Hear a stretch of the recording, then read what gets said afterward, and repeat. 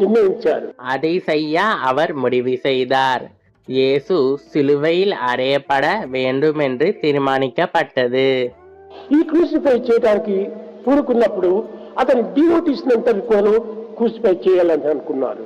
இயேசு அந்த சிலுவை மரணத்தை செய்ய இருந்தபோது அவர் தனது வழிபாட்டிற்கு பிறகு அமர்ந்தார். அந்த நேரத்தில் அவருடைய பக்தர்களும் சிலுவையில் அறையப்பட வேண்டும் என்ற எண்ணமும் வந்தது.